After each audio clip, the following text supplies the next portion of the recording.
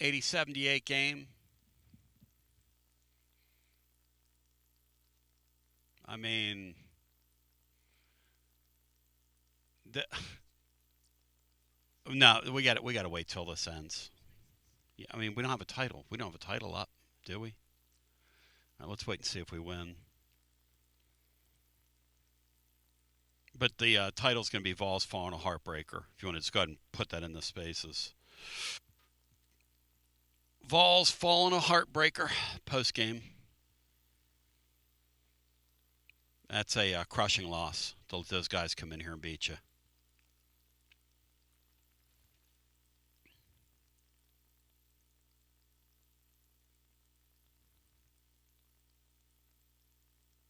I mean, I don't know what to tell you.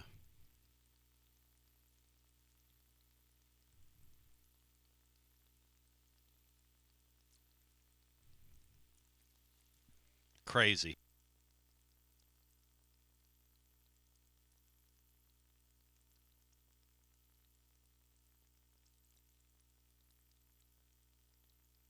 Yeah, this is going to be a bad loss, y'all. And I'm flying solo today. It's going to be a bad loss, and I'm flying solo. Two things I know. And that's a ball game. Oh, we have a fight. Oh, boy. Oh, boy. What in the world is going on in front of the Tennessee bench? As the game's over, what in the world? Wow. What a scene. Whew. Wow.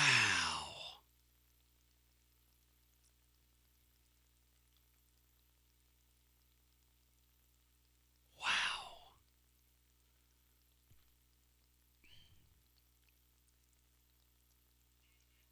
After the game,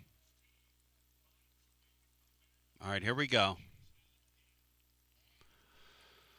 Oh, man, I'm sick.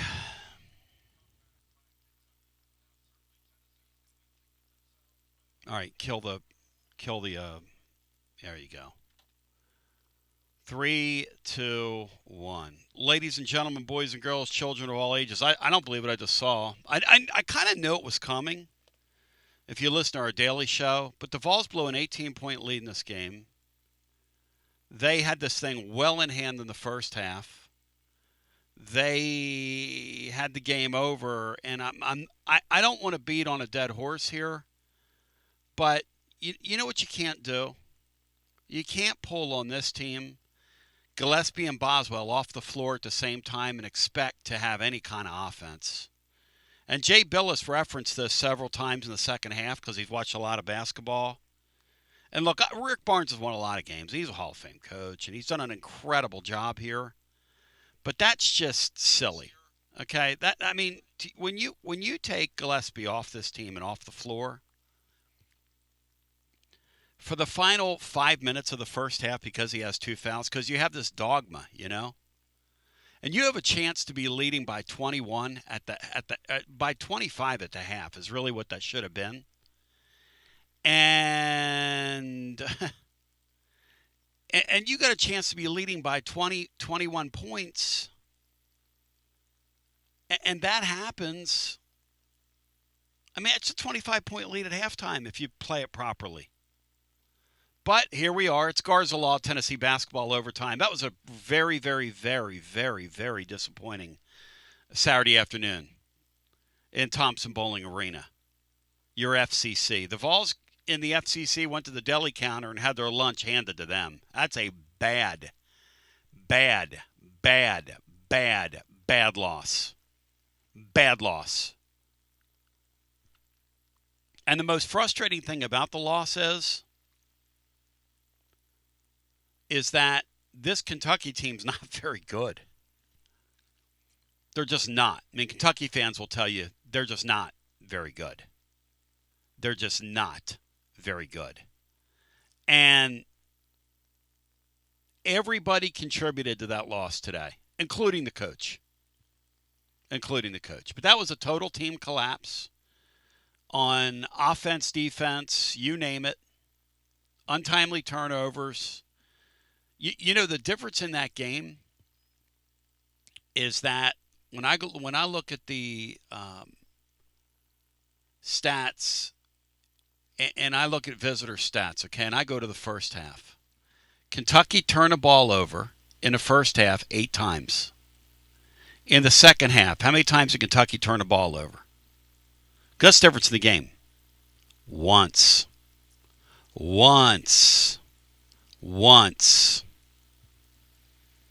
You will not win basketball games if you can't take a team and turn them over in your building. You're not going to win those games. To me, the 2 biggest things that stand out about this game are the dogma of Barnes. Plus, you got guys, which is one of Big R's big talking points. You got a guy in the sequence in that second half when it all falls apart on you. You got Akpara committing his 3rd foul 45 feet from the basket up near midcourt. What is he doing out there? What is he doing up there? I mean, the whole thing, that whole second half is just unbelievable. Then they had one sequence in the second half. They got Berg on the floor. I mean, what are we doing? We're playing Kentucky. Bad loss. Is that like, I don't know, 6 of 7 for us in our building to them? In all shapes and sizes. All shapes and sizes. This isn't even the ex-Philadelphia 76er great, I use the term lightly, putting 50 on us in the Pearl era. When that happens to you, you can understand it. This is Aberdeen getting 18. Oway getting 10. 2 guys in double figures and you lose. I mean, what in the world? That is a bad loss. That's got to be in the Barnes era. That's got to be one of the worst losses I've seen. That's just a complete collapse. 865-200-5402. That is in a game where, you know, the Vols shoot it pretty well from 3-point range. They were 8 and 19. Both teams shoot 47% from the field, but the other things, my gosh. The stuff at the foul line, the shots the Vols give away at the foul line, just so hard to watch. And when your point guard twice goes 1 of 2 from down the stretch, and that's the difference in the game, or you're in overtime right now. I'm not picking at Gillespie. I'm not. But that's the nature of this thing. The nature of these games as they're played right on a razor's edge, and the Vols had 12 turnovers to Kentucky's 9. And the game's in our building. Let's go to the phones. So we don't have, I'm flying solo today. Matt's out. He's not been feeling well.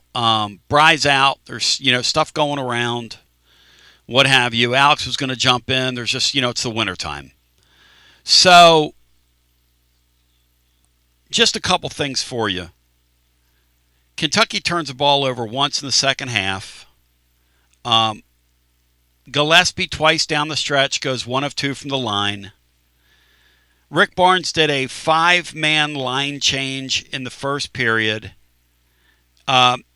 Boswell early in the second half got flagrant fouled. It wasn't called. He got elbowed in the face. It wasn't called. Incidental contact, throwing an elbow. I don't know. Here's the thing about it, though. I can't even bitch about officiating in this game when my team plays so silly. And they coach so silly. I mean, everything about today was kind of silly. And by the way, people were wondering about Nega Dave. I just want to say this. I want to say to Nega Dave, condolences on the passing of your father. I want you to know that those among us who are praying people will pray for you and your family. And I want you to know we stand with you. So, I mean, all that kidding and joshing aside. But Tennessee loses today, and the Vols are now underwater in the league. And now we had this on the blog. They've been underwater in the league in January before. And the schedule does lighten up in February, but this team's playing itself. They're not playing. I mean, they should have lost A&M the other night. This team's playing itself right now.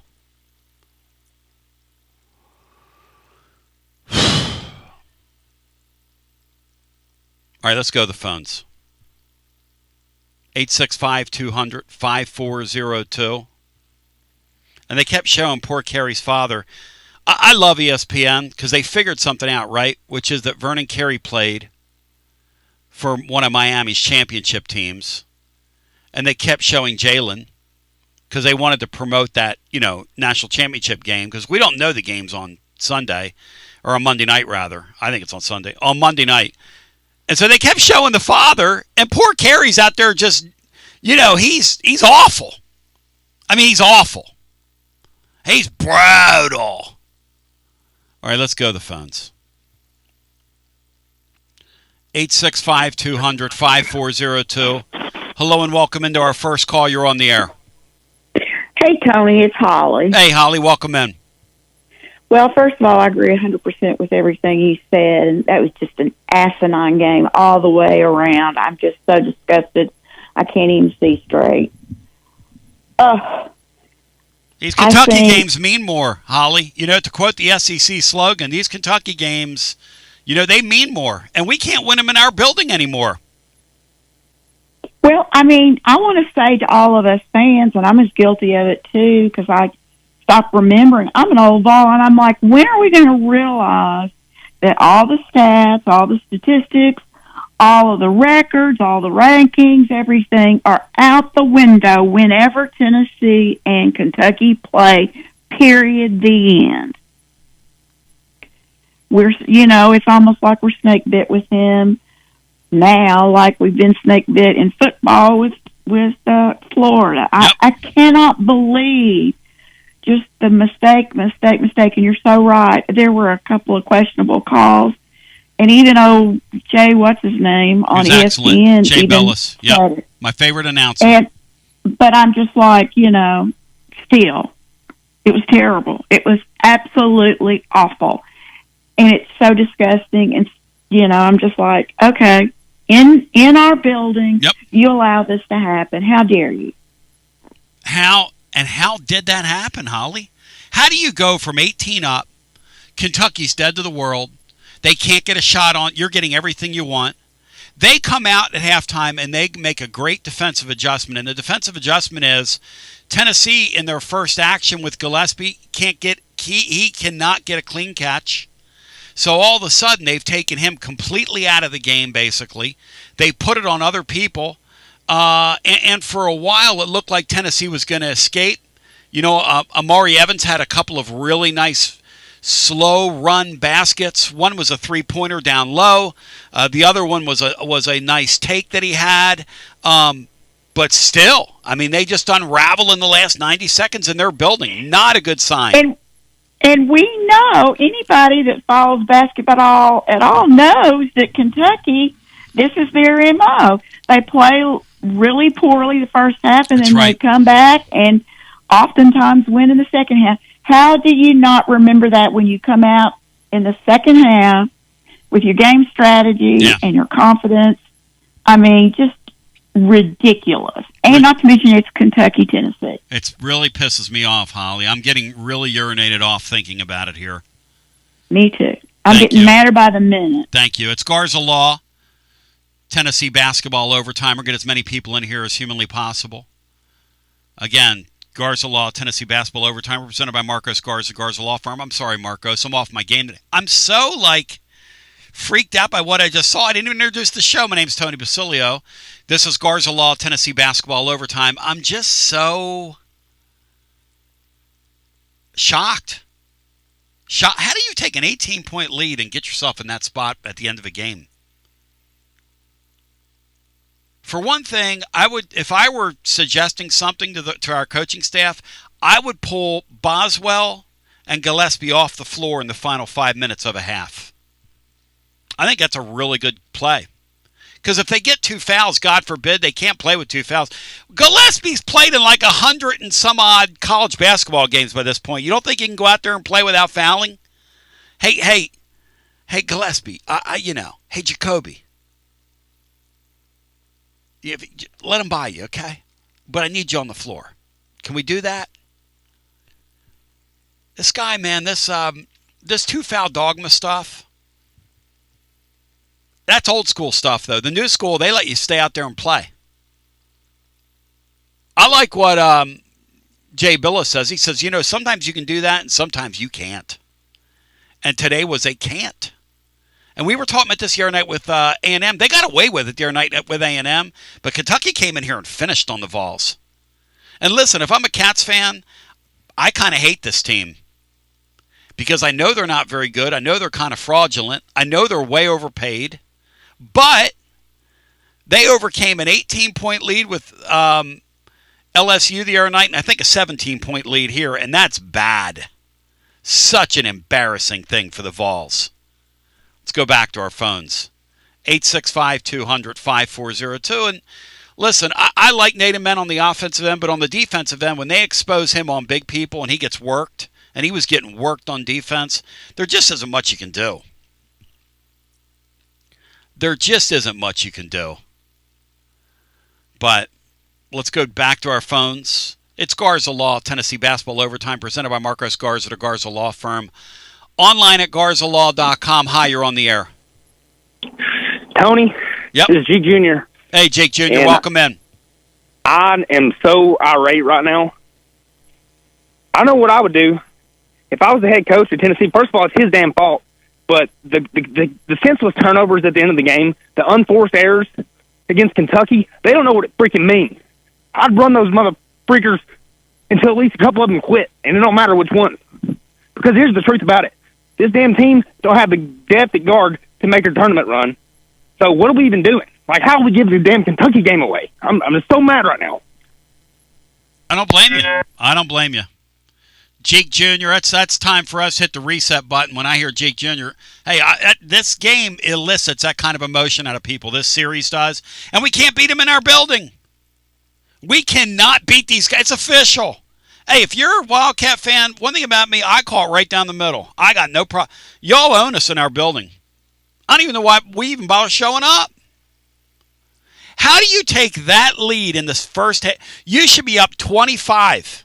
But we got to pull both guards off the floor when they get two fouls. I mean, just silly basketball. Silly.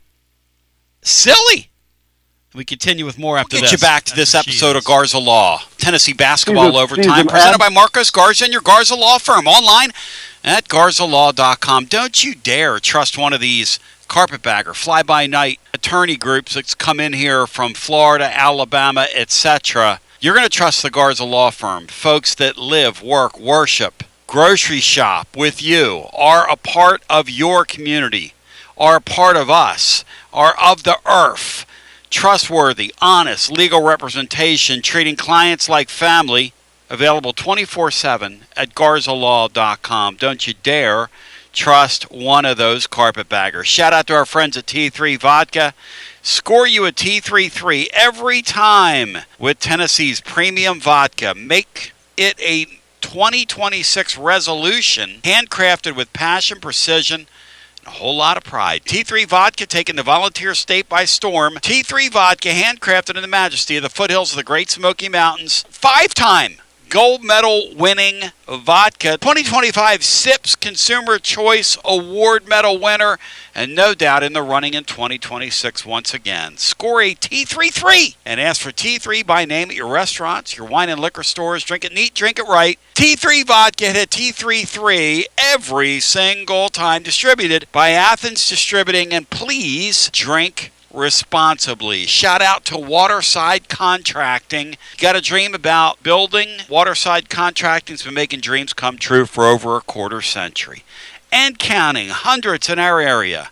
Custom homes or remodels, Waterside Contracting. If you want to build on your lot, they'll do incredible work for you. Structural integrity, quality without compromise. It's a way of life with Waterside Contracting. Check out the website, watersidecontractingllc.com, or see the link over at tclub.team. Quality without compromise, Waterside Contracting. When it's time for a fresh coat, you're going to run. Don't walk to Walker's Painting. You going to run. but you're not going to hide because they've been making it beautiful since 1999. That's gone on 27 years of serving the living volunteers. Free estimates available. Mention you heard about it here on Garza Law Tennessee Basketball Overtime, and it's 10% off your first job. So let's go! Run, don't walk to Walker's Painting. 865-688-1410. That's 865-688-1410. Walker's Painting. See the ad in the blog over at tclub.team. And on the way out, I want to remind you, when it's time to play, it's time for VIP play. Why? Because everybody gets treated like a VIP over at VIP play. Claim your VIP play welcome bonus. You bet for $20, you get $100 in bonus bets instantly. The promo code and the phrase that pays is T and Tony. They're live always, 200 plus leagues. All the college hoops you can stand, NBA, NHL, you name it, they've got it. VIP play, live always with 200 plus leagues, numerous bet types, props, options, and if you have a bet in mind and it's compliant within the state of Tennessee, the VIP players, well, they'll make it for you. That's why everybody gets treated like a VIP at VIP play. Gambling problem, 800-889-9789, 21 and over, located in the state of Tennessee to place a bet, VIP play. Speaking of VIPs, we got some folks that want to talk. We'll get back to them. It is your Garza Law Tennessee Basketball Overtime as we come back and we, ladies and gentlemen, bring it back. And let's hear what's on the phone lines. Take it away here at Garza Law Tennessee Basketball Overtime. And that's me taking it away at Garza Law Tennessee Basketball Overtime. Thank you to all the wonderful sponsors who help present this activity. And we answer the bell each and every time. Each and every game, we're with you. This is a tough-to-watch team, but don't give up on us, baby, as the old song goes, because we'll get through the season together, and we're still tracking for maybe an NCAA tournament appearance. I don't know. Couple of conclusions for you. Just a couple thoughts. As I get my thoughts together during the break, I just can't believe, and I listen. You listen to the show, you know I really appreciate the job Rick Barnes has done here. I'm a hoops guy, okay? I love college basketball. Grew up in the Philadelphia area. Love it. Love it. This thing where I take my point guard who's in fuego in the first half, okay, and I pull him off the floor because the dogma says that I have to pull him off the floor when I got burned already this season doing it. And I know damn right well I don't have a suitable replacement. Barnes said, hey, I'll tell you what. I'll do the daily double today. So in the first half, when he pulled Gillespie off the floor, he had 14 points, and the Vols had a 17-point lead. Mark the tape. Mark the tape. The Vols are up 17. He's got 14. He's 3 of 4 from three-point land, 4 of 6 from the field, 3 of 4 from the line. He's got 4 assists and 0 turnovers. And he leaves with 5:30 to play, so he plays a little over 14 minutes in the first half. The lead at halftime is 11. The lead, if you leave him in there, is 25 and the game's over. It's really, really, really embarrassing coaching is what that is. And then Gillespie, what happens to him is he gets shook. Late in the game, the Vols got kind of shook. That turnover at the end of the game that results in Kentucky going ahead 3 cannot happen. You've just given up the lead for the first time in the game. You know, and that just cannot happen. You realize Tennessee led that basketball game 38 minutes and 41 seconds? I mean, that is an embarrassing loss by our Volunteers. Embarrassing loss.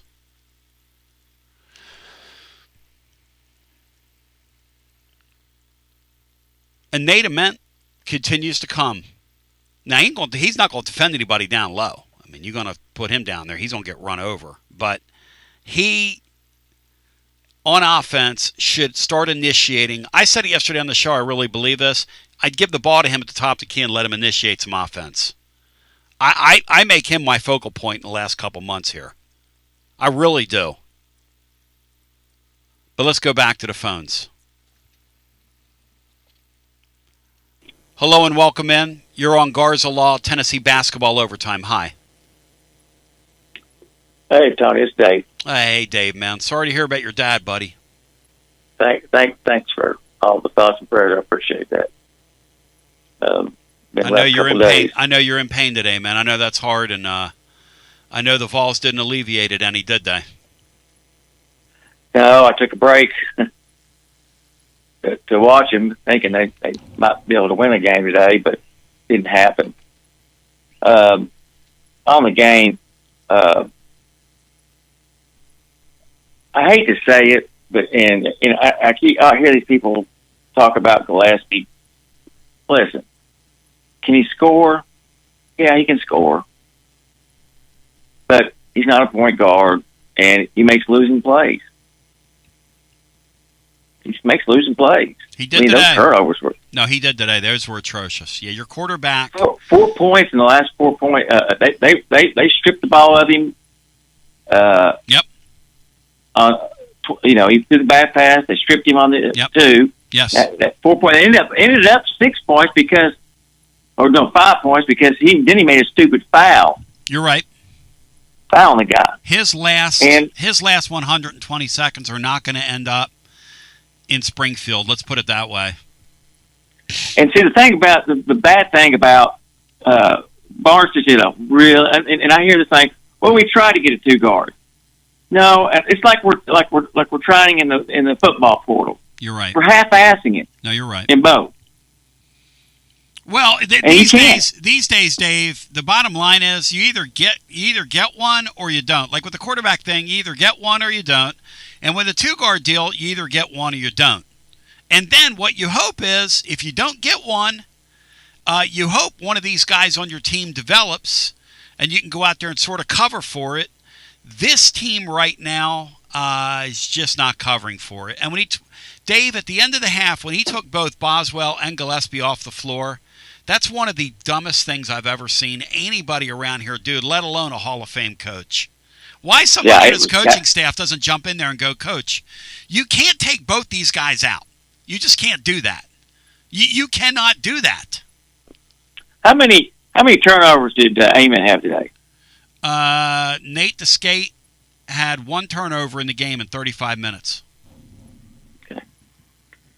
Well, I mean, he played. See, here's the thing about it. I watch the guy at Duke. I watched the Darren Peterson at Kansas. I watched that AJ DeBonce at BYU. Yeah, great player. I watched the A-Cup kid at Arkansas. I watched several other freshmen, and those guys look like NBA players. Well, the NBA is saying those people are saying it's the deepest top of a draft we've seen in a long, long time, like a generation. So your eyes are not deceiving you. I just can't see this guy being a lottery pick. I'm sorry. He's just not. I mean, he's going to be. Well, he's the equivalent of GMAC in a basketball uniform right now. He's not what he's going to become. You know, he's going to eventually gain weight and grow into his body. Dave, he's just so unbelievably physically skilled. That's why they need to get him downhill more, so we can enjoy that. Enjoy him getting downhill more, because I think we'll reap the benefits of it. I don't think he has real good basketball instincts, Tony. I think he's got talent.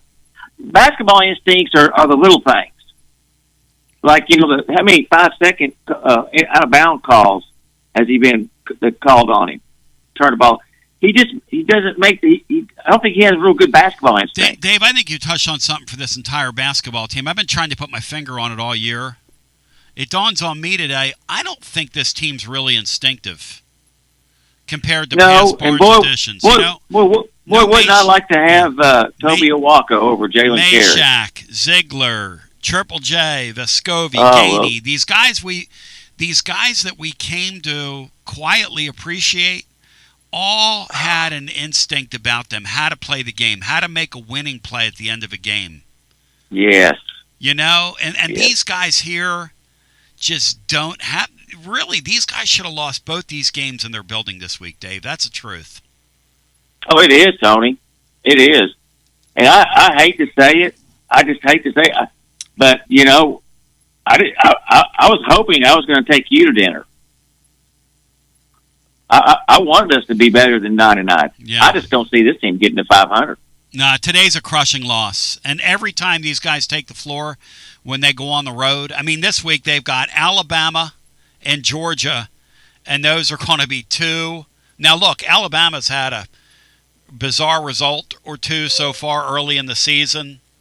But us winning down there the way we're playing, although we do play very well against those 94-foot teams, but you know, look, I'm watching Vanderbilt right now, and Vanderbilt just does a lot of little things really well. They just rebounded a shot against Florida at the end of a half that just went up and in, and they're just making winning plays. They're leading at the half down there in Nashville, 45-44.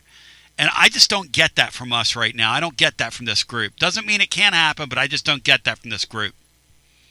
Oh, boy, they got that little sophomore point guard they got player. that was Nice player. fairly recruited. Nice player. Oh, yeah.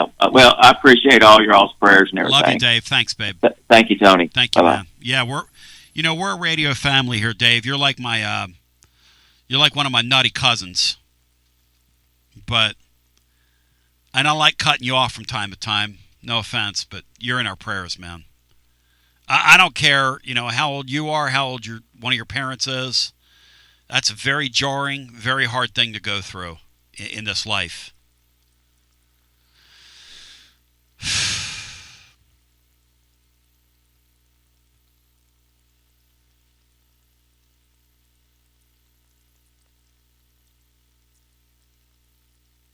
I mean, look, this Gillespie guy, I like him because he's really in a short stack situation, but he just he's going to go back and look at the film today and go, my gosh.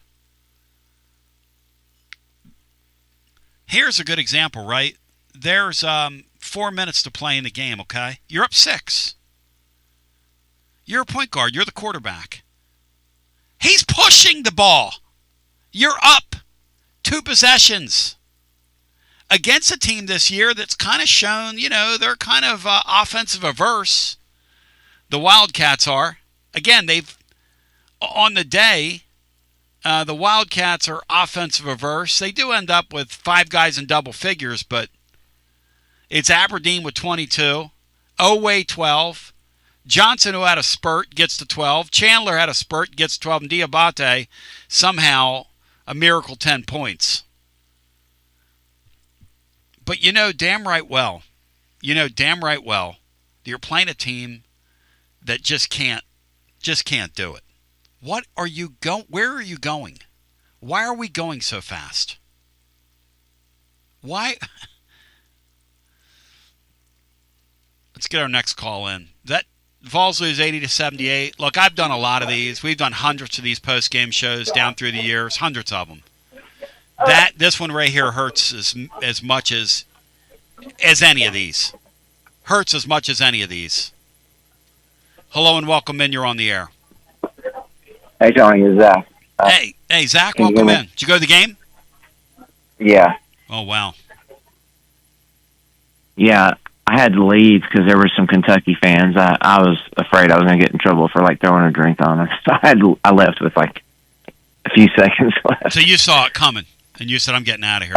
Yeah, you could see it coming from you're saying, and you're right. Mm-hmm. Well, you can't have Bergen to close the half out.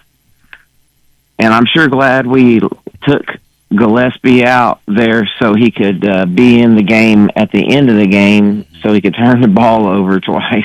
It's incredible, isn't it? And I love Gillespie, and so do you. But today wasn't his finest hour. I thought Dave and some other callers were sort of unfair to him the other day. But you know what? Yeah. If you want to criticize him today, you're not being unfair to him because he's your highest paid player. next to the freshman, and he was not good today. Not good. And you know what? What we thought we may have found something where Nate going to the rack. Yep. He didn't do that today. It's like they didn't initiate. They didn't call it. You got to call it. Look, you're the head coach, man. You got to call it. Why didn't they get him downhill some against that Kentucky team? Don't know. It worked out so well the other day, and it's just I can't remember enjoying a Kentucky game in our building since 2019. I want to say it's just Rick Barnes needs to take a really long, hard look. So, yeah, this is a real bad loss. And it's almost like, you know what, the freshmen look like the most instinctive players on our team. Like I think today about this Evans kid. You know that he had two of the biggest, like he was feeling the game baskets out there today. They were run stoppers. They were key. Yep. I'm going to put my head down here and I'm going to make a bucket. Hey, that kid has a very bright future here. He really does. Your young players today in a lot of ways were better than your veteran players. Ament today only turned the ball over one time in 35 minutes. There's something to be said for that. The officiating towards the end of the first half, I could tell that, that's where we were headed towards. I think that might have thrown us off our game a little bit, but that's no excuse. And just one final, like you said, I like the play of the freshman. Brown looks pretty decent there at the start, but man, this is. I appreciate you for doing these calls because this is like straight up, kind of garbage. This is garbage. This is what they call straight garbage. But thank you for doing this and taking all this, taking our pain. Yeah, thank you. Look, Rick Barnes had a lot of great days. This might be his worst coaching job we've seen. This was a real stink bomb today in Thompson Bowling Arena. I mean, a living, breathing stink bomb. And I say this again, the Mashaks, the Zieglers, the JJs, this was kind of lost in the fine print, but in the DNA of those teams, the reason you won all those games is those guys made winning plays.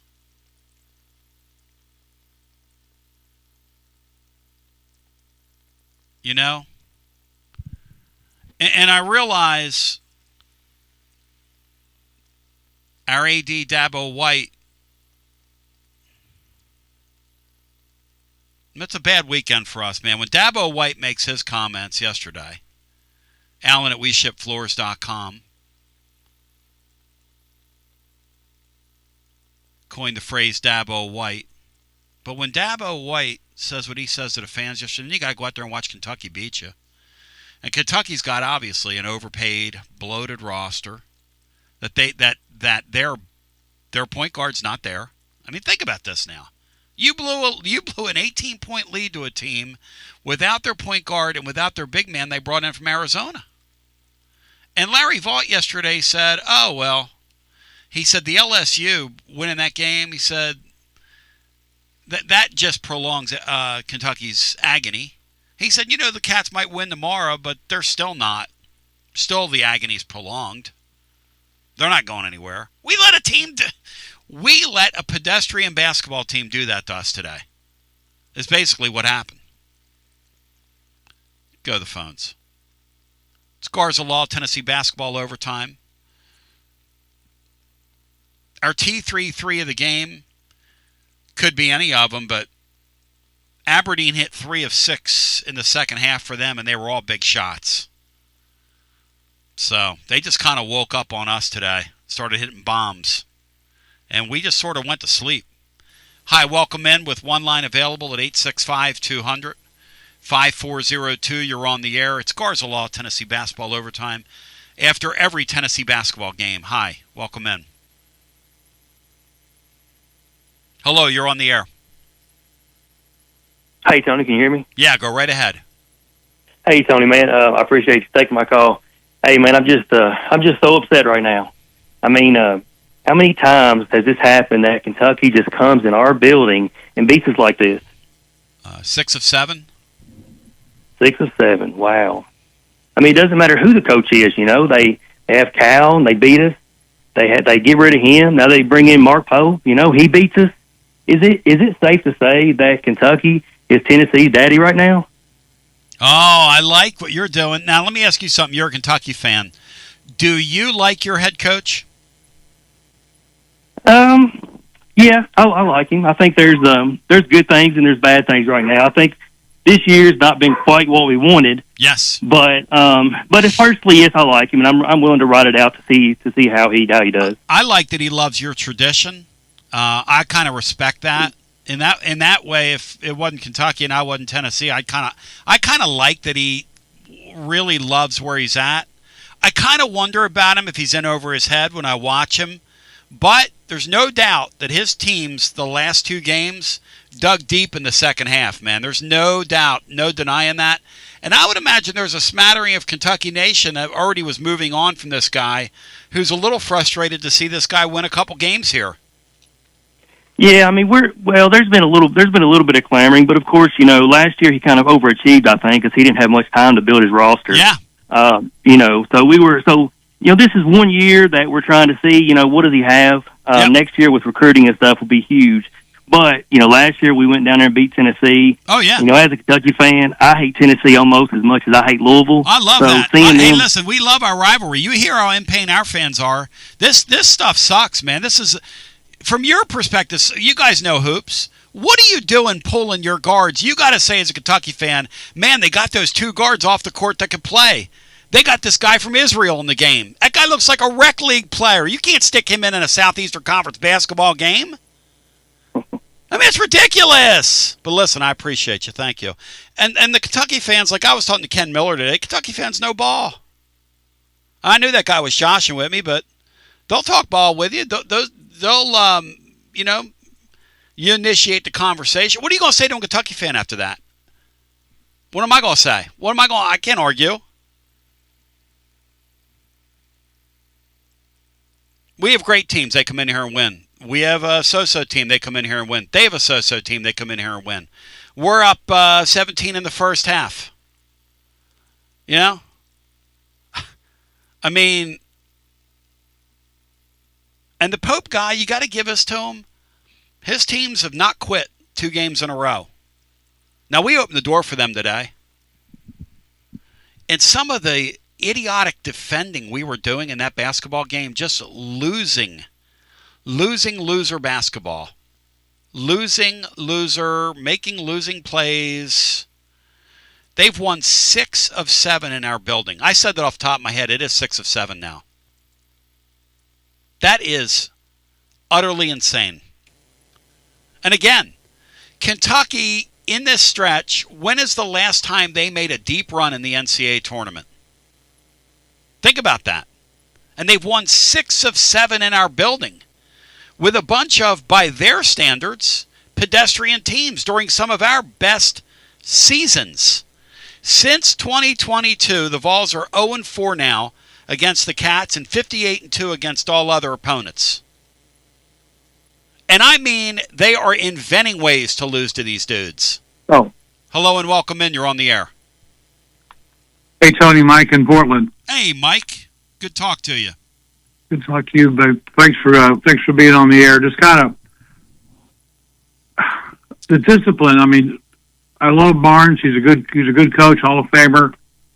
But I expected more discipline out of this team and out of Barnes personally in a coaching situation and the team. And we're almost halfway through the season, and we started strong. And I just don't see any traction coming from a discipline standpoint on how to handle the ball and what's a smart play and what's not a smart play. And so I'm kind of getting a little bit discouraged. Was this a false narrative, or we were sold a bill of goods, or what is your honest opinion on this team turning around and making us proud, I guess, in one way, and to the narrative that they should be in the top, they should be an Elite Eight team? No. This team's not of that timber. They're not Elite Eight timber. Now, there is no reason. Look, there's nothing to say if you get in the tournament, you can't get hot for 3 games and get there, because anybody can. It's crazy. It's a high variance deal. But when you look at this team on paper, and you compare them to teams of that ilk that we've seen here make runs like that, this team just doesn't have it. They just look. When they struck out on getting the McNeely guy from Virginia, and that was a huge turn of events for them, but when they struck out on getting McNeely, it just kind of is what it is. Hey, Tony? Yes. Tony, would this be a reflection more on not Barnes per se, but the coaching staff he has? No, I just think it's a roster. It doesn't fit together. I don't think it's a coaching staff. Okay. I don't think it's Barnes. It's a player's game, man. And I don't think Barnes helps himself, though, with you committed 2 fouls, you automatically have to sit. Right. Look, there are exceptions to all rules. There have to be exceptions to all rules. Yeah. You can't pull both your guards out of a game and go and insert guys in that just don't have a feel for what they're doing and haven't played together. They made in the middle of that great run in the first half, they made a Kim Caldwell hockey change. I'm like, what are we doing? They pulled 5 guys out and they brought 5 guys in. Like, what are you doing? Are we doing bits here? Are we doing comedy act? I mean, what are we doing? Yeah. Is it Kim Caldwell Appreciation Day? That's another situation with Caldwell suspending 3 players or letting them go over that whole deal. Bino will be hot about that on Monday, really, I'm sure. Yeah, Bino's very angry. Yep. He just texted me today. Thank you, Tony. Appreciate it. Thank you, Mike in Portland. Yeah, Bino's all tore up over it. And look, I was telling people on my daily show, I planned on going to Philadelphia with my kids this week and kind of getting away. And they went and saw the Sixers lose last night to Cleveland. You can't make this up. And the Flyers are about to lose their 5th straight game after a great win. Like, you don't care about this, but they're losing 6-2 to the Rangers, who can't play dead in a Western. And that's a sports day I'm having right now. My Vols get smashed in the second half. And it's 6-2 right now, and I'm sitting here watching the Flyers. Let's go back to the phones. I mean, it's a total embarrassment. It's an outrage, really. But thank you, Mike in Portland. Hi, welcome in. You're on the air to our next call. Tony. Yo. It's Miller. Hey, Miller. Appreciate you calling the Garza Law 5th quarter fan reaction. Welcome in. You know what's really sickening? Is to be leaving Thompson Bowling and listening to a bunch of people in blue doing their Cats cheer. C-A-T-S, go Cats, go. How many Cats were in there today? There wasn't a tremendous amount, but there were enough to be heard. Now, I don't know about the upper deck, but you could hear them doing their Go Big Blue cheer. I did notice that there were several Cats that got some of Dr. Danny's lanyards today. I noticed a whole row of, of Cats. First row. Yep, they were right there in the first row. So one of our big money people sold out today to the Cats. Yep, they did. Yep. Because what was weird, they had the first row, but they didn't really fill up. They get the 2 rows right behind the bench for and they didn't fill that up, but they had the first row of the real stands. Hey, Miller, this Kentucky team sucks so bad that family and friends aren't even coming anymore. That tells me. That was 2 teams right there that if they make the tournament, you're looking at an 8 seed or worse for both of them. Yes. Kentucky's lucky that they're not 10-8, and Tennessee's lucky that they're not 11-7. Yes. And the defense, Tennessee cannot play defense. They can't pressure the ball. They can't guard it. When they set the high ball spring, they can't guard that. Hey, and Miller, they're the king of giving up and ones. Oh, Miller, listen. John Shulman, who I love, or Dan Shulman rather, who I love. I know I love him so much I don't know his name, but he and Jay Billis doing the game today. And Shulman and Billis are just they're I love those guys. I mean, Jimmy Dykes could learn so much from the way that the game is done by Jay Billis. But he could never be as cool as Jay Billis. Jay Billis just calls it like it is. But Shulman today said, Tennessee is 14 in Ken Palm for adjusted defense. They got another great defensive basketball team. And you know what Jay Billis said to him? He said, no, they don't. He said, actually, this team compared to past Rick Barnes teams is pretty mid defensively. And you know what he is? He's telling the truth. We know terrible. What good defensive teams look like. I don't care what those Ken Palm ratings say. I don't care what these computers tell me. This team cannot defend, and they really can't defend when it matters. No, they can't stay in front of the ball. And it wasn't Barnes' greatest moment. I thought at the end when Ortega got the steal and the layup and he got the and one, I would not have had Carey on the low block to rebound. He can't move his feet, and if you get a long rebound, he can't get it, and that's what happened. Poor Carey, long rebound. You know, I didn't understand. I would have had Brown or Estrella. Although they shove Estrella under the basket, so I would probably want Brown right there. But yes. When you were trying to miss the free throw at the end, I wouldn't have had Carey again because even if he gets it, they're going to block his shot. Yep. He can't move his feet. He can't get off the ground. You're exactly right about him. And the thing about him is playing forward, he's height challenged. I mean, he's just a big, wide body, but he's not going to get off the ground. He's just not. It's not his game. He doesn't play the game above the rim. No, he missed 3 bunnies today. Yep. And of course, their guards. The stats I saw were right. Were 9 for 15 from the line. Yes. 9 for 16 from, and that's not including the front end. You know, he missed the front end of 1-and-1. So that's another point. And that's your 2 guards, and you can't have that. No, you can't win like that. These guys, as I said earlier this week on the show, and I said it after the A&M game, the reason I don't think they're capable of winning many road games is the teams that win on the road are the teams that do the little things. Kentucky won today on the road because in the second half, Miller, they turned the ball over 1 time. In other words, every time down, they got to look at the basket. Now, they didn't make all their shots. They didn't particularly shoot a tremendous percentage, but 47% from the field ain't bad. And when I break out their second half numbers and I look up and I see that in the second half they shot 18 of 36, I mean, hey, it was good enough to win. They didn't turn the ball over. Well, if they missed, they got the rebound. Yep. I don't know what the percentage was, how many times they scored per possession. Yep. I bet it was 75%. Tennessee could not get a stop, and if they got a stop, they couldn't get the board. And their points per possession in the second half were 1.581, according to the breakout numbers here. Wow. 1.581 points per possession, which, Miller, if you do that enough and you're the Vols, you're not going to beat anybody, right? Playing defense like that? No, that's a very high number. Very high. The defense was terrible. Yes. In the clutch, they just can't. There's not a dog on that team. The guy to me that's the closest to being a dog is Evans. Totally agree. The rest of them is just not in them. It's a great sign. He's a freshman. It's a great sign.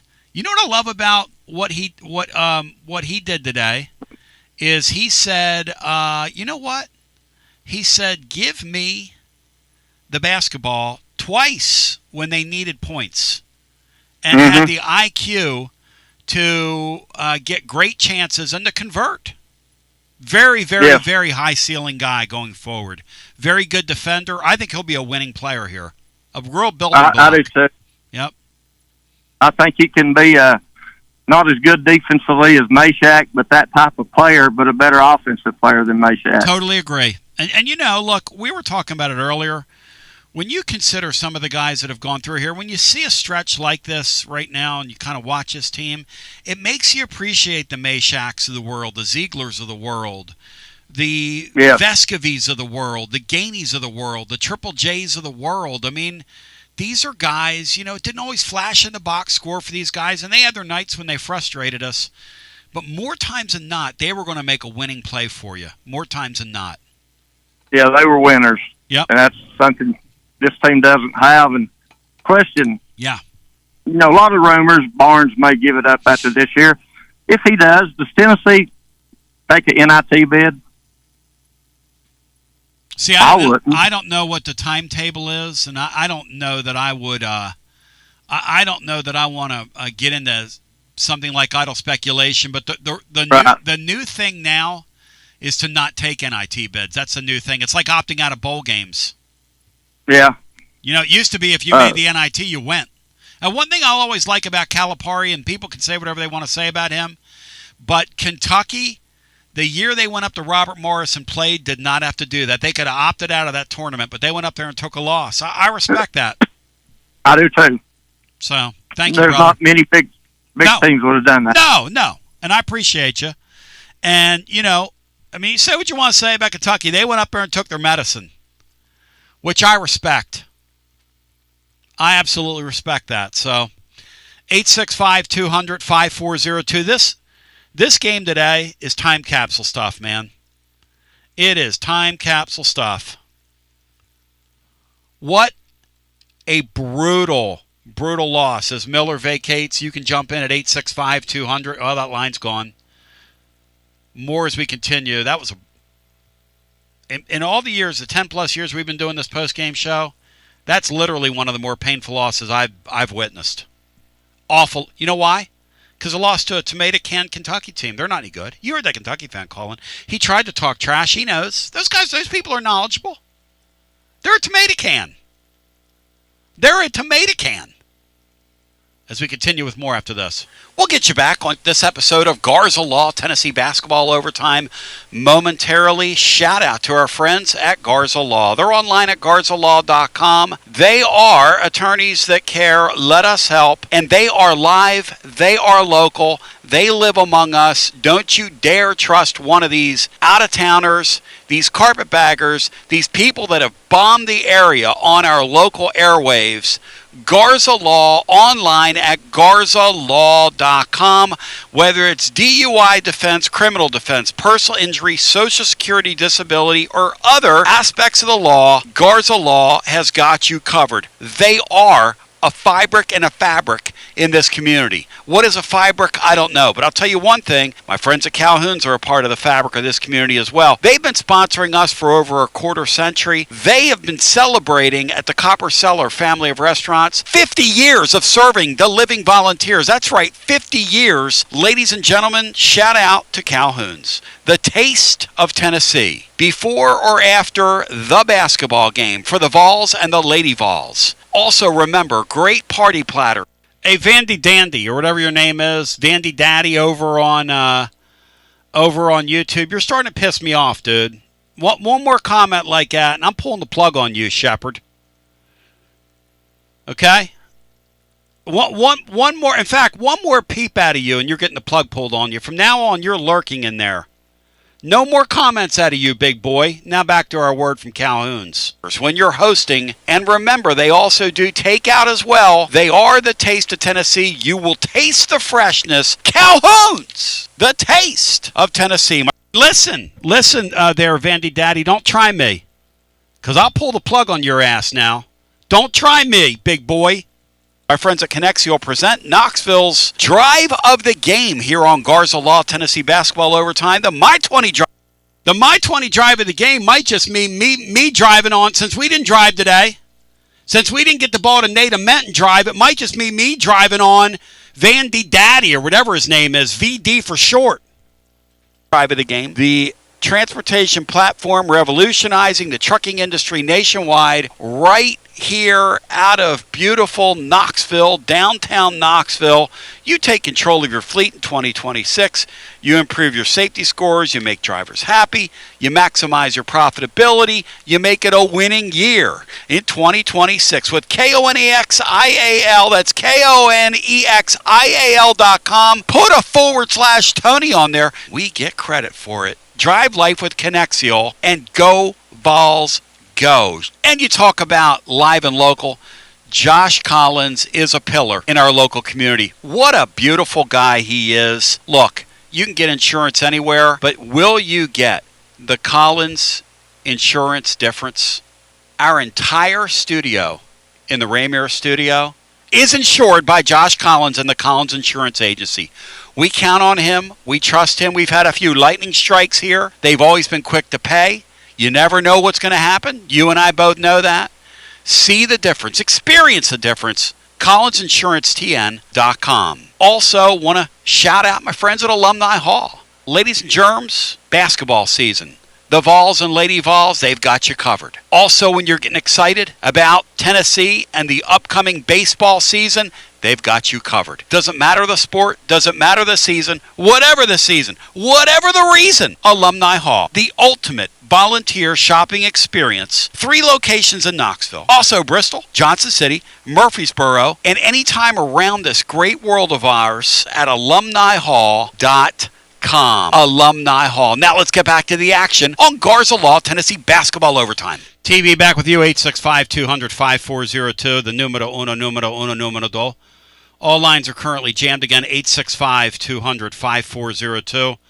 Here's the thing about this Tennessee team. I keep it real with you. And just keeping it real, look, we're halfway point of the year, a little past that. A lot of basketball left. And there's nothing says this team can't have a run in them late in the year, and who knows? Anything can happen. It's a crazy sport. You get hot, you get cold, you get somewhere in the middle.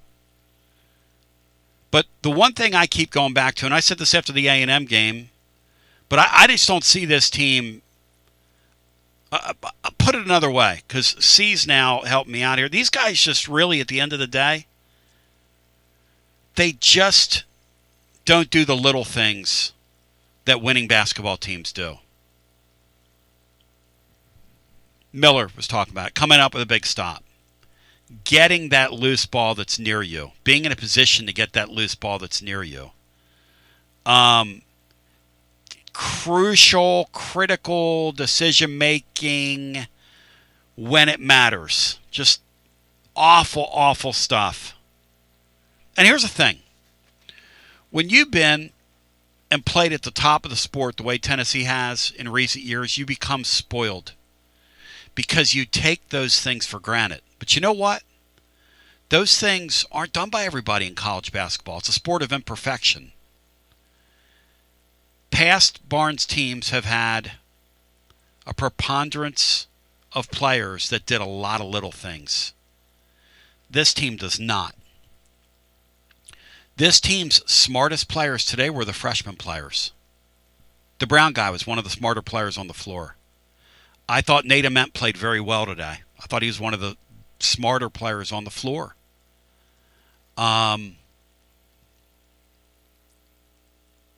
Your veteran players hurt you today. And they can't hurt you in games like this. You're not going to win games when your veteran players are going to hurt you. Now, the thing about Gillespie is, and this is something we may explore with some other people, certainly with Mark Griffin when he comes on Tuesdays with us at noon. One of the things I want to ask Griff is, when you're as ball dominant and you're as on the floor as this guy is, for as long as he is, do you get exhausted to the point where your judgment goes at the end of games? Because that's what it looks like is happening with him. Because he gets no help. So he's got to score. He's got to be the point guard. He's got to facilitate. Look, God bless Bishop Boswell, as we say in the South, before we criticize you. God bless the guy. I know he's like a fan favorite and kind of a mascot and this, that, and the other, but, really? Really? Bishop Boswell today had 4 points, 1 of 3 from the field in 26 minutes. Your two-guard in this league cannot get 4 points in 26 minutes in a league game. That's not legitimate. It's just not. So we'll go back to the phones. And shout out to my man Nega Dave, who's now entered the chat. We all grieve differently. Nega Dave's grieving today by going hard on Rick Barnes. And, Nega Dave, we will all agree if it gets you through the night. Even Rick Barnes would say this. If it gets you through the night, bro, go for it. Hello and welcome in. You're on the air. Tony, it's Tyler from Jellicoe. Hey, Tyler and Jellicoe. Welcome in. I don't know what's more disappointing, the fact that our boys lost it again at home, or the fact that UK continues to own you bums. You bunch of bums. 865-200-5402. Hello and welcome in. You're on our Garza Law Tennessee basketball overtime. Hi. Hey, I just thought that after the Illinois game, the Arkansas game, we saw that first half and thought, all right, maybe the Vols are finally over the hump. They're going to start playing some good basketball. And then the second half came, and all you can say about that is 865-200-5402. If you want to get the hunt and the mix with us, I see that some Kentucky minions have been loosed on us here. Lines available if you want to jump in. I mean, why not just let them take over this show, you know? They've won 6 or 7 in our building. What are we supposed to do about it? I mean, if my team can't defend our turf, why should I, you know? You know how embarrassing that is to let that Kentucky team... those Kentucky fans know. That pedestrian, as Miller said, 500-ish, mid-ish, mediocre-ish, Kentucky-ish, team-ish, that's really ish. Come in here and beat us like that. But it's fun, you know, Matt Jones... And I shout out to Matt Jones for texting us out, tweeting out the Twitter Spaces today. Matt does about a 20-minute post-game show. We'll be on here about 90 minutes because I'm a sicko. His is about 20 minutes. He goes on like 25 minutes after the game's over.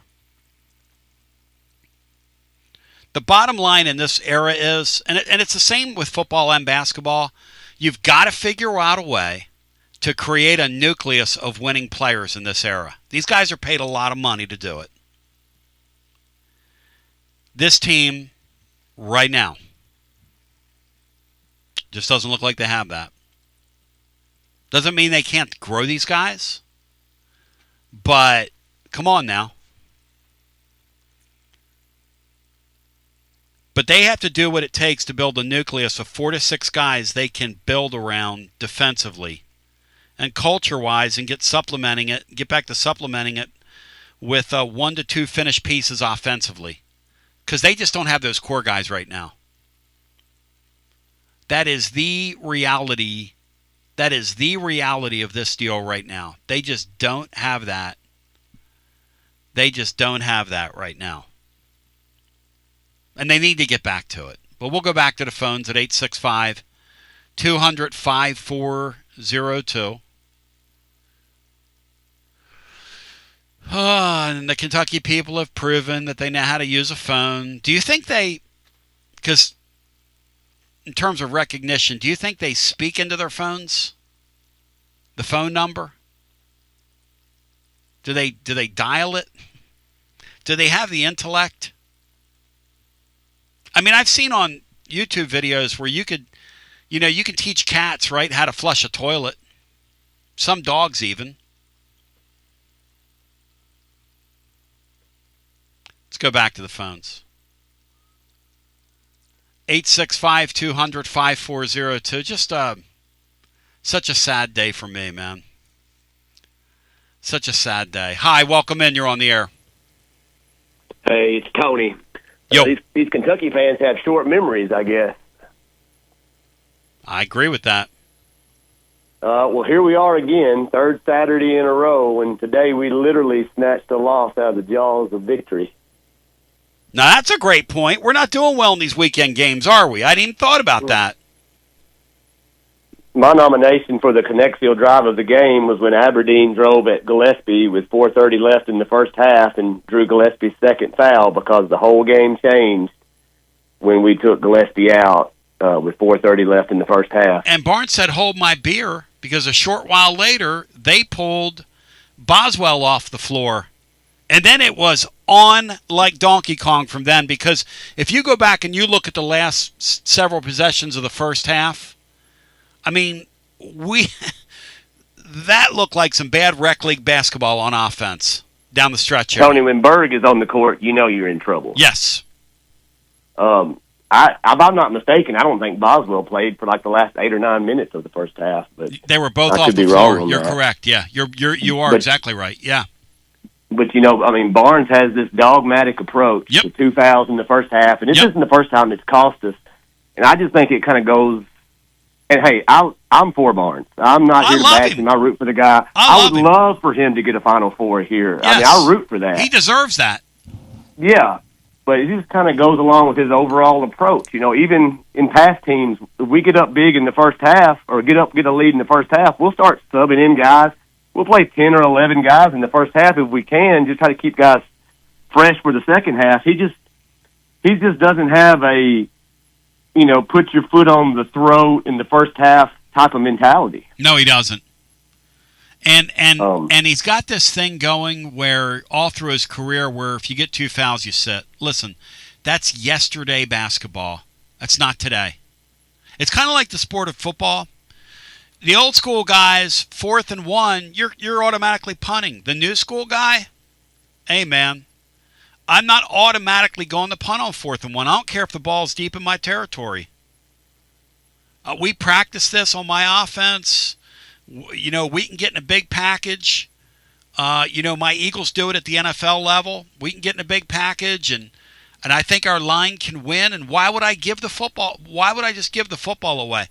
And this is a similar case. Do you realize that he sits those 2 guys for the final whatever? Let's say it's let's just round it down to 7. Final 12 minutes combined of the first half. Do you know how many personal fouls those 2 guys together committed in the second half? What would your guess be? 3. How about 1?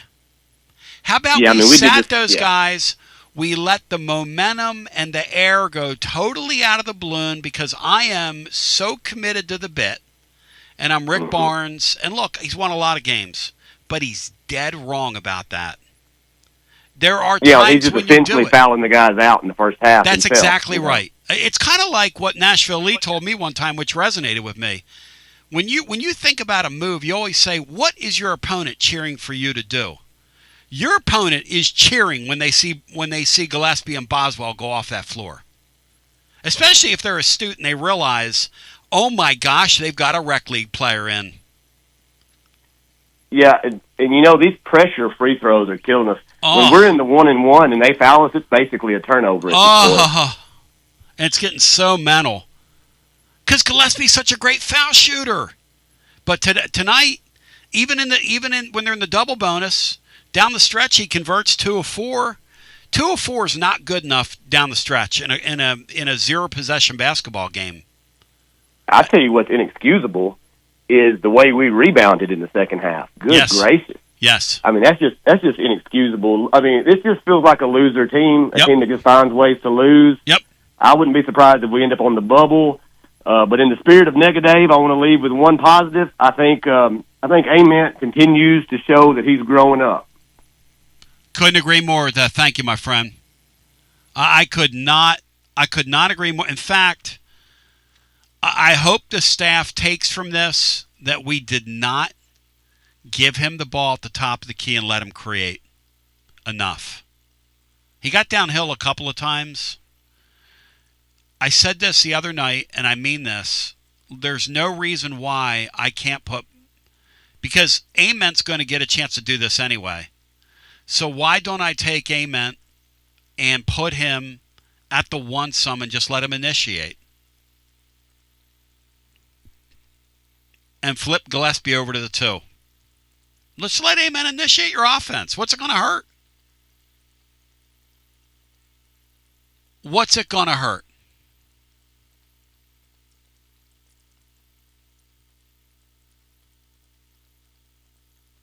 What's it going to hurt?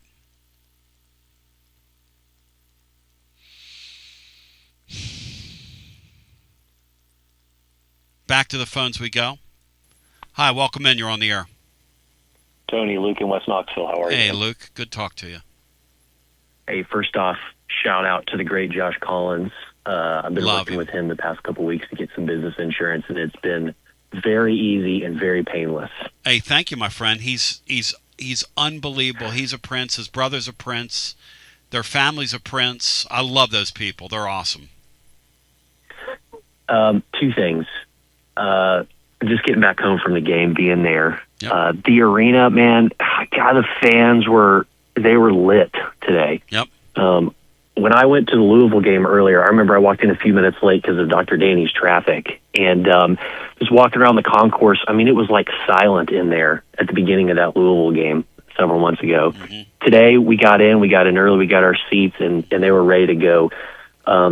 That last 4 minutes of the game where we're holding that lead, holding that 4 point, that 6 point, it's like the fans, every time that Kentucky brought the ball down the floor, that place was alive.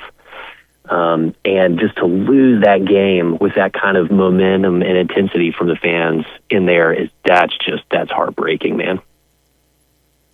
Totally agree. And, it seemed like on television, our fans kind of felt that thing coming, like they're getting to know this basketball team. It didn't feel like there was an expectation we were winning. What's your sense of that?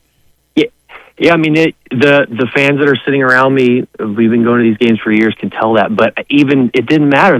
We could tell it was coming, but they were still cheering. They were still yelling. When that dude missed the Chick-fil-A free throw, the front end of that Ortega, it was like that place erupted. And they were trying to will the fans were trying to will the team to win. And somebody mentioned that it's just we don't have that guy that can go out there and just have that killer instinct and say, I'm going to take the ball and we're going to win the game, and that's a killer. No doubt about it, man. No doubt about it. The other thing on Ament, man, been cheering for that guy because you can just see, as you said, he's got the skills. One thing that's interesting, you mentioned the ISO, like just put him up at the point. There was a number of times tonight when he got the ball at the top of the key and they cleared it out, and he just kind of stood there and looked around like, okay, I think I'm supposed to take it, but I don't know. And he ends up passing it off, and they have to go on and do something else. And so I'm hoping that as he grows, man, but it just seems there's a few times that he just gets the ball up there and he's just kind of looking around like, what do I do now? He's a kid. And until you decide you're going to initiate through him and really work on that stuff, I think they ought to really look at the focus of this team. They ought to use the next couple months to get him online, because then you'll have two killers online if you can do that.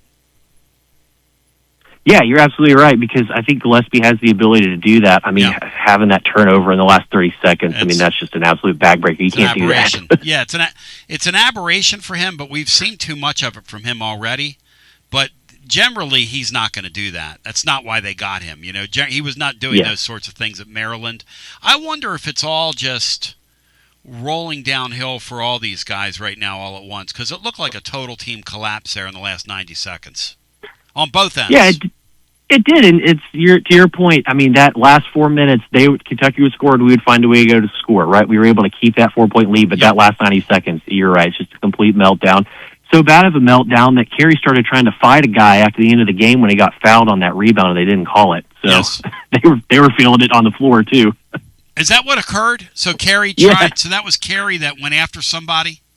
Yes, that's right. He got that rebound. He tried to get the ball up. They were holding him and fouling. There's no foul called, and he just started pushing on Kentucky players and the officials, and everybody had to go over there. And there was, we were leaving because we were like, we feel you, but we're not doing that. The Kentucky fans around us, we would have pushed on some of those guys too. Do you do you think that should have been called a foul?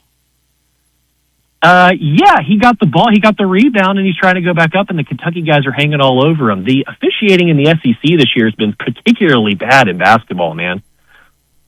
It's all over the place. In some games, no whistles, and in some games, 3-hour basketball games. I wish they'd make up their mind, That coming out of the halftime, it got kind of chippy at the end of the first half, and so you could tell it came at halftime. And 9 seconds in, they called Nate Ament for a foul because he's guarding the guy. Yes, it's that continued Kentucky's momentum, and that helped swing it. And it's like, just the officiating this year has just been like, what are we doing?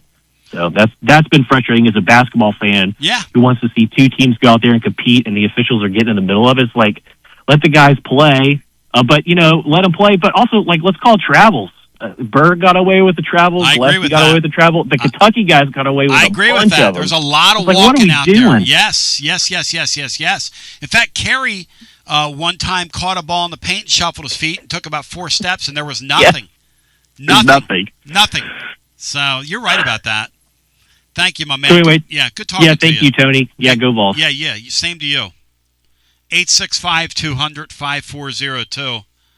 I'm watching this, now that my Flyers have painfully ended, I'm watching this Florida-Vanderbilt game. This is an excellent basketball game in Nashville. This guy that Vanderbilt hired is a hell of a coach. That's an excellent basketball game right there. It's a 2-point game, 7 minutes left. Team's going up and down the floor. Fun to watch. Officials are pretty much staying out of the way in that game as well. Tennessee, their patented no field goals in the last 538. How many times have we said that this year about this team? It's like they get to the 35-minute mark and it's like, you know what? Hey, over there at the scores table, you can go and close the book now. Because unless we get shots from the foul line, we ain't scoring. 0 of their last 5 to close the game. Kentucky, 3 of their last 3. That's called we're coming into your building. We're taking your lunch money. We played 35, and we're going to win the last 5, as the old saying goes after this. Get you back to Garza Law, Tennessee basketball overtime momentarily. Fast-flowing show today, as they all are, and life flows quickly at you. Look, you're going to need an attorney you can count on. That's why Marcos Garza and the Garza Law Firm here for you. They are live and local. They are one of us. They are of this earth. They are not from Alabama. They are not from Florida. They are not from Atlanta. They are not one of these fly-by-nighters that have bombarded the area with all kinds of crazy marketing and crazy promises. They are us, ladies and gentlemen, your Garza Law Firm, online at garzalaw.com. Whether it's DUI, criminal defense, personal injury, Social Security, or disability, they got you covered at Garza Law, online at garzalaw.com. You talk about one of us, you bow thy head. That's the great Allen at WeShipFloors.com. Whether you're a contractor or a homeowner, WeShipFloors.com, their pricing is utterly insane. You will literally save thousands. Supercore floor, it is the real deal. Whatever you do, go to WeShipFloors.com. Check out the room visualizer on the website. You can drop in any of the 120 Supercore floors virtually into your room and order a free sample today. It is that simple. You order a free sample, it makes us look great, but you're also gonna, when you see the product and you go on YouTube and you check out WeShipFloors.com, that's WeShipFloors.com, right out of Johnson City. Millions and millions and the millions of square feet in stock. WeShipFloors.com. Save thousands on millions. WeShipFloors.com. And while we're on the subject, I want to say, raise a glass. It is time, ladies and gentlemen, for our friends at Dos Equis. You are going to go for Dos. Say it, know it, and write it down. Dos Equis Lager Especial. When it's time to celebrate, when it's time to nestle in and watch the Vols all winter long. Dos Equis Lager Especial, that golden Pilsner style beer made from the choice of hops, a balanced composition, a smooth, clean finish. The party guest always invited, never overstays his welcome. Dos Equis Lager Especial. You can dress it up, rub that bottleneck, that can, that glass, that rim, put a little lime on it, dip it a little salt, and lick and drink and repeat, and you'll come back again and again. Dos Equis 2026 Cervezas Mexicanas, White Plains, New York. Yo soy Antonio. Go for Dos Equis. Also, how do we perform at our best? It's called Performance Medicine. I want to encourage you to check out Performance Medicine's YouTube channel. You'll be very glad that you did. They are absolutely incredible at Performance Medicine. Dr. Rogers and his gang want you healthy. They don't want to treat you when you're sick. They want you to stay healthy. Take control of your wellness. Personalized health solutions that fit your life. The approach of Performance Medicine puts you first, focusing on comprehensive, proactive solutions empowering you to achieve optimal health on your terms. Ladies and gentlemen, boys and girls, children of all ages, you feeling drained? You struggling with your weight goals? You feeling foggy mentally? You dreaming of radiant skin? You name it, they've got it. Performance Medicine. Online at performancemedicine.net, and check out their YouTube channel. They are incredible people, helping hundreds and hundreds in this audience. And now, without further ado, let's get back to another edition of Garza Law Tennessee Basketball Overtime. And here we are, back with you at 865-200-5402. Tony Basilio and you. Sans Matt, sans Bry, sans the crew today. Flying solo. After Vanderbilt, for the 6th time in 7 tries, beats the Vols 80-78. And I don't know what to tell you. Other than this team's very much a work in progress, I do want to shout out to a Kentucky fan by the name of Clayton Cash. He says, WTF is a tomato can team. Kentucky this year, Clayton, you're a tomato can team. You are an opponent. You are not of championship timber. You, if I was building a fighter, I would schedule teams like Kentucky and put them in the ring to gain confidence for my fighter, and I literally would beat the hell out of you. My guy would smash your head in. Now, unfortunately, we both this year, I think, are watching tomato can teams compared to past editions. But that's why I call you guys a tomato can team. So, Kentucky's not very good. They know that. You're not sound when you're down 18-3 at LSU. Okay, that's just not. That's a lot of things. Sound isn't one of them. Sound is not one of them. So, y'all suck. But I will say this, and that's why I've let some Kentucky fans come on here and talk trash today, because it is you have to be able to take it when you're doing what I'm doing, because I sure can dish it out. We've lost 6 of 7 to those goofs in a period where maybe Kentucky basketball is not more irrelevant nationally than it is right now. Kentucky fan, can I get an amen?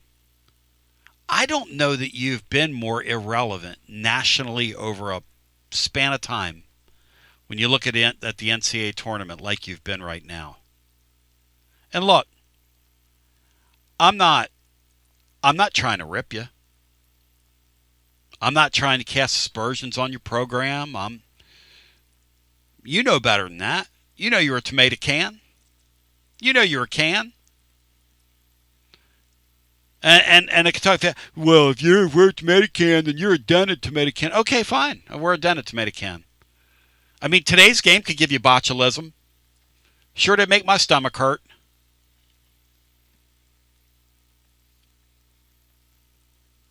Let's go back to the phones. 865-200-5402. I just can't believe how losing this team is. And it's not just losing, it's the losing. It's the lack of winning players type of losing is where I'm going. But let's get our next call in. Hello and welcome in. Hi, you're on the air. Well, hello, Tony. Hey, Richard. Hey, I guess I can say the same thing I said last Saturday. At least this game was early, and you get your call-in show done, and you can actually go home, relax a little bit, and not be up all night. So, amen. What a frustrating game! I tell you what, I couldn't believe what I was watching down the stretch of that. I mean, the second half was just horribly defensively. Couldn't stay in front of them. They were kicking for wide open threes, and they were hot from outside. They just got into the paint there at the end and were making one-on-one plays. So we just, again, defensively in that second half, we were stiff in that second half. Just never made defensive plays to win that basketball game. And then, of course, like you said, when your point guard has two horrendous turnovers in the last 2.5 minutes, and they were careless. They wasn't just, Tony, those weren't just, great defensive plays. Both of them were just horrible turnovers and just careless with the ball. And then, like you said, he misses 2 free throws. Boswell misses the front end of 1-1 and makes 1 or 2. So your guards are not making free throws down the stretch when they need to be going, making every one of them, because you expect that out of SEC guards to make all the free throws down the stretch.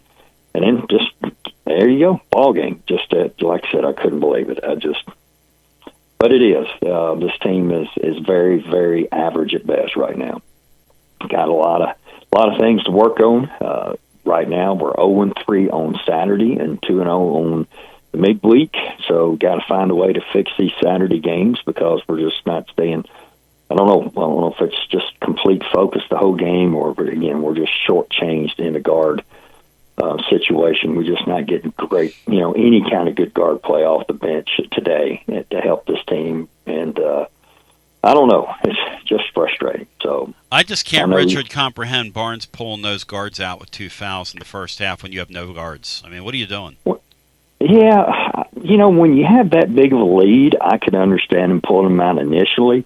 I would like to have seen him put him back in that last minute to try to get us some offense when you're not worried about him picking up that third foul. That was when I was like, why aren't you putting him back in this last minute to give us a good look, opportunity to score, to get a basket before half? I didn't understand that, but there again, the game made no sense in a lot of things, and it just shows the weakness that this team had. Too many missed shots around the rim. I mean, goodness, Jalen Carey, you got to finish. I mean, it's not like Kentucky has Florida's bigs out there, and that's understandable against Florida, but against Kentucky's bigs, I mean, we should have dominated the paint, Tony. There was no excuse not to dominate the inside of that game.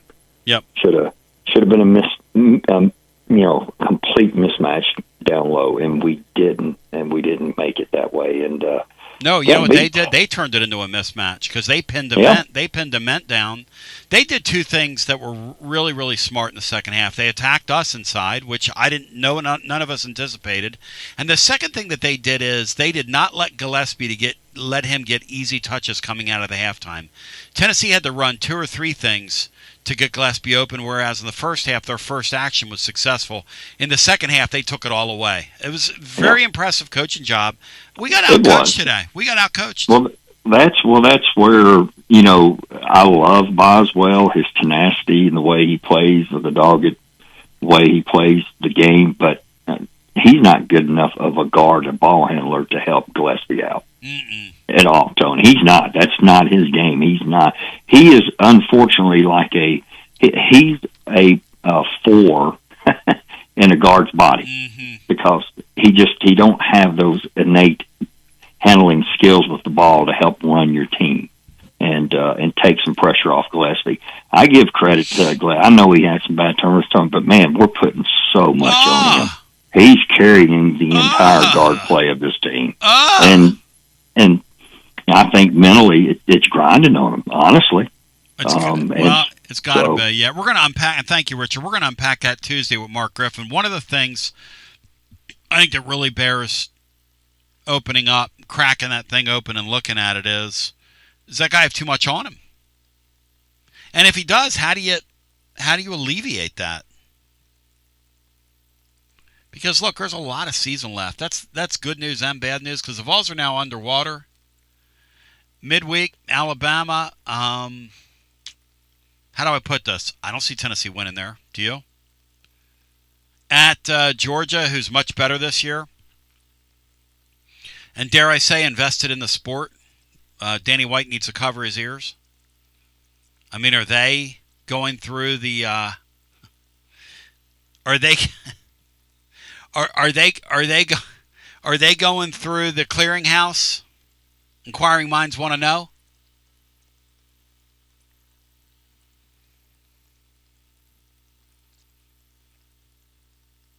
Oh, we don't have a midweek game this week. Thank God for Friday. Thank you for pointing that out. Our next two games, though, are Alabama, Georgia. So maybe we keep our Saturday streak alive next week. Oh, I'm just bumming out. I'm just bumming out today. What a bummer. Try and find some bright spots. The freshmen were pretty good today. Evans really has promise. Evans really has promise. You know, he's flashed in two of these against two signature teams. He's flashed in two losses here to the signature teams. Arkansas and Kentucky, not afraid. Kid is not afraid. But Negadave's right. The Vols are staring down the barrel of a 2-5 start in the league. I mean, I didn't do it. You know? It's tough to kind of watch the wheels come off early. It should be pointed out that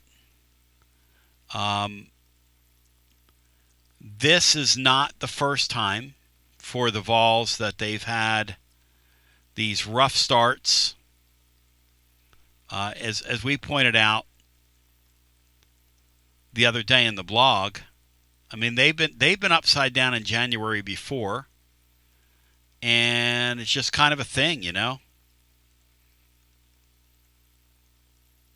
Historically, the Vols have gone 5 or 4. You can impress your friends with this. We had this on the blog the other day over at tclub.team. The Vols have gone 5 or 4 or worse in their first 9 league games, 4 of their last 6 years, including last season. So 5 or 4 in their first 9 or worse.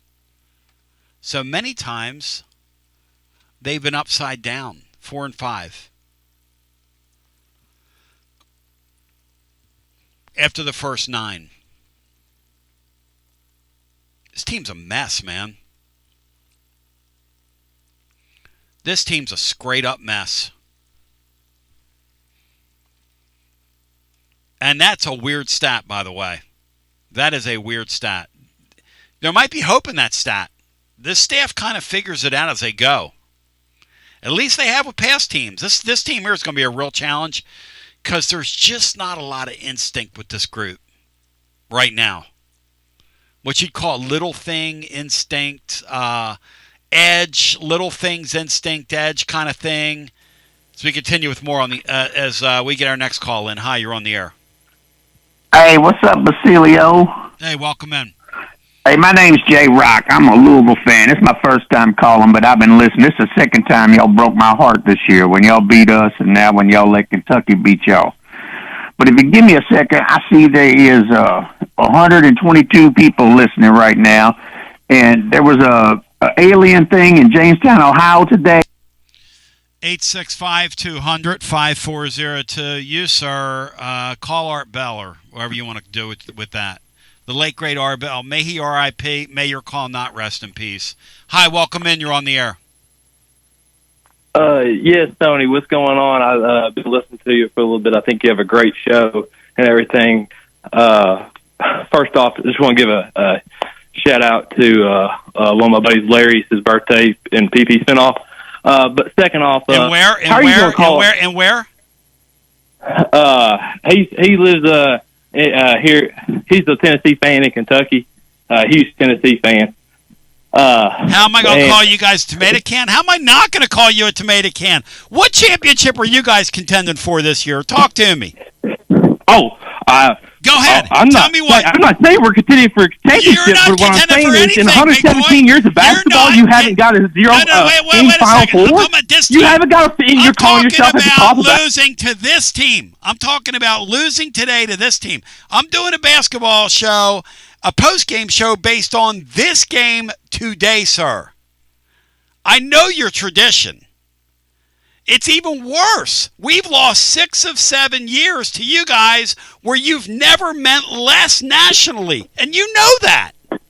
You're off the lands. When's the last time you guys have gotten to the Elite Eight in basketball, man? Shoot. Whenever we played y'all? Yeah, you're out of here. It wasn't when you played us, you clown. And that's the bottom line.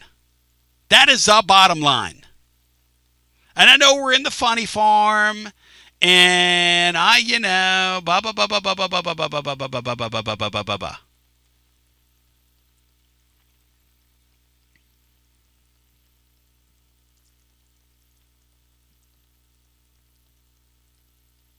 But yeah, we have several thousand people listening to us right now. To your point, sir, you're looking on one app somewhere. Like I'm looking on YouTube. There's 208 people in the YouTube room, which is a great number for a live, long-form YouTube thing.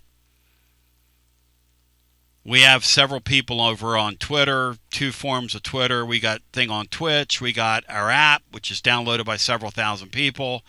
Plus, there will be thousands and thousands listening to it at their own leisure. So they will hear your idiotic phone call. And maybe you can go back and listen to it there over at tclub.team. Here's the deal to the Kentucky fan. I'm not saying you don't have great... I love your tradition. I respect the hell out of the passion of the rivalry. But this losing to a no-count Kentucky basketball program in our building is urinating me off. Now, you guys have a no-count basketball program. That should urinate you off. I didn't do it. To my Kentucky brethren, I didn't do it. I wasn't down 18-3 the other day at LSU. I mean, you talk about a tomato can of the league. I mean, they're on Cannery Row, okay? Y'all blow, man. Y'all blow. And you know it. You know it's true. You know I do, girl. You know that it's true. And if you were here, man, I'd say it to you. Come on. Come on. All right, I'm in my groove right now. These people got me fired up, focused, prepared. Here's the deal. Those of you that are in the... Let me look at how many likes we have. Because other people have to find out about this nonsense. All right, we have 105 likes. If I don't see over 200 likes within... What time is it right now? Let's see. And the clock on the wall. It says 4 o'clock. What time is it right now? It's the last call for alcohol. 4:10? You give me 25 minutes. So I'm going to give you, let's see here. What am I trying to say? I got to get to 300 likes. Oh, wait, hang on. How many likes do I have? I got to get to over 200 likes in the next 15 minutes or I'm out of here. All right? Hello and welcome in. You're on the air. Yes, sir. Tony B. How you doing? Good. How you doing? This is Nick. I'm from Fountain City. It's an honor to be on the show, by the way. I'm not one of these big blue balls clowns. Yes, blue balls. But anyways, yes. I got some thoughts on the game, man. Yeah, man. Talk to me. It's like been so long at this point, and I'm still so irritated. Oh, it's unbelievable. It's unbelievable I we've hate done that just again. giving a game away, you know? Yeah. Yep. Like, I'd rather get beat like a drum. But anyway, so, you know, whether it be Rick with the questionable decisions, which I love Rick. I mean, be very clear, the Deacon always.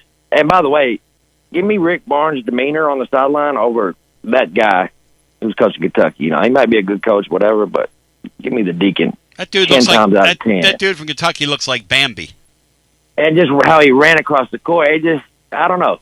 Well, he ran to go get his kids out of at the end of the game. Oh, you're right. Yeah, because You're it was a brawl, and I give him credit That's for that. He went down there and got in the middle of that, which was pretty stout of him. He pulled his guys out of there. You're right. I had to rewatch it because when we lost, boom, went to go ahead and click off because I was over it, and so I missed. I just saw him running, and I was like, "What is this clown doing?" But anyway. Well, I'll tell you what was really impressive about him when they hit that kind of circus shot against LSU the other night to pull that game out of the fire. He basically just stood there and was urging everybody to calm down because he knew they had to go to the replay.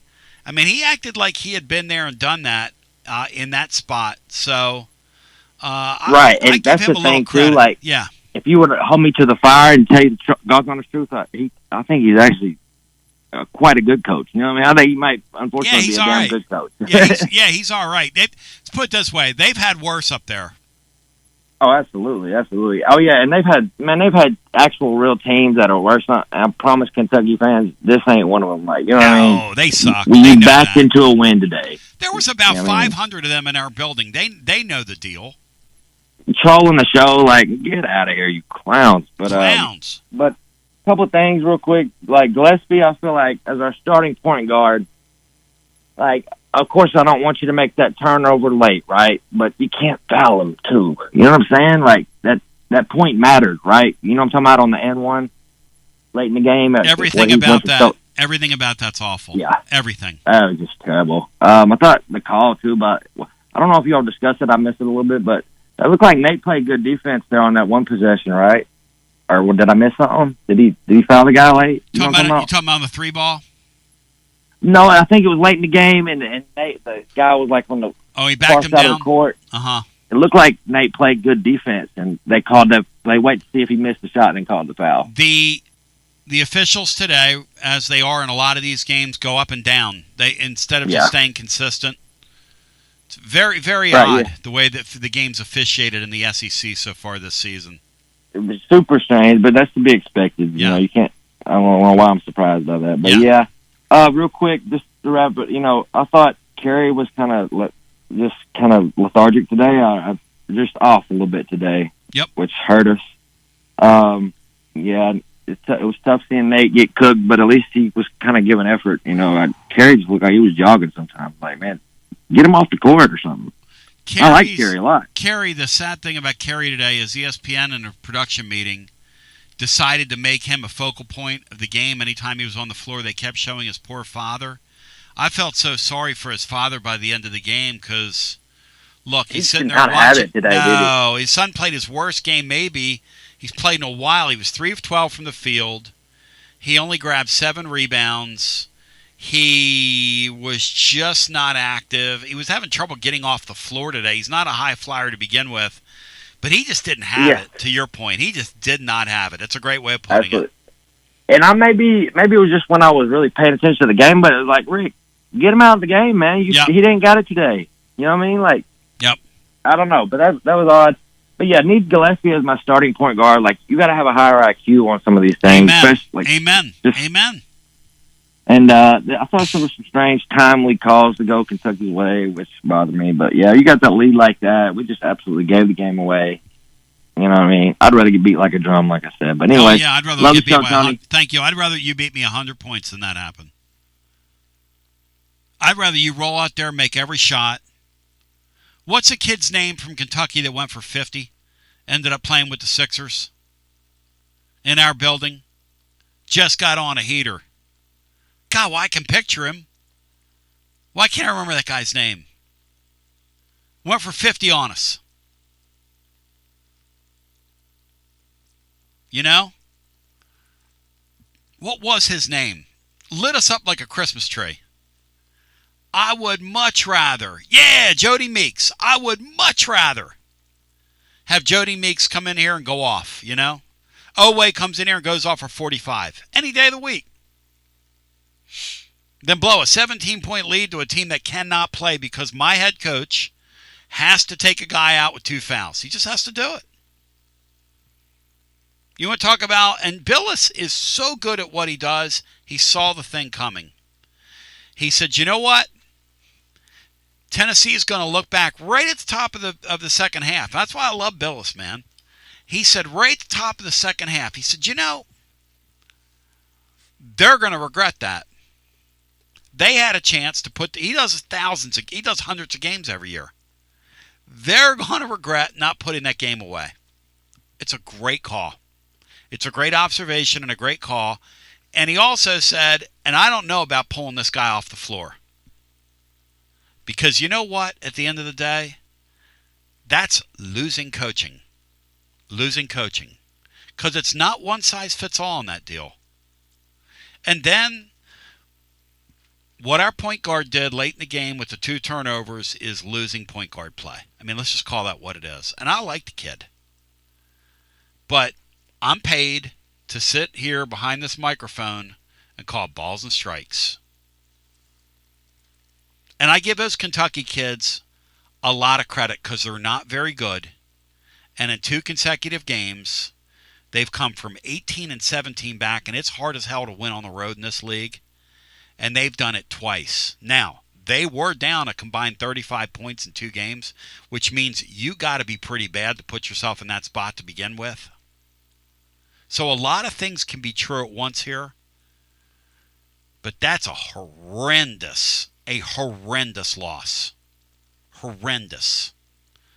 And to my buddy that wants to shout his friend out, it's his birthday today, and he's from the fourth corner of your mind. Hey, listen, dude, your team's a tomato can. I didn't do it. I didn't do it, man. Your team sucks. It's not that I'm not giving you credit. You know that. That was 2 teams that are pretty mid playing today in the game. Come on now. Even Dabo White knows that. Hello and welcome in. You're on the air. Tony, is that me? Yeah, go right ahead. What's up, brother? Reggie. Dude, I didn't even see the end of the game. Be glad. But you can't lose that. Like you said, you can't lose that game. And shout out to back-to-back Kentucky callers, brah. Like, you've made it, brother. You're reaching the far Do you ends love of those people? The hills of Kentucky. Yeah! Them boys ain't got... And you know what's great about them, Sammy? You can't really tell it's them when they get on. I mean, they're just so good at disguising them. Sammy, like, literally, I could name that tune in a half a note. I could hear the one guy, you could hear him going like this, look. I mean, just mouth breathing like a champ.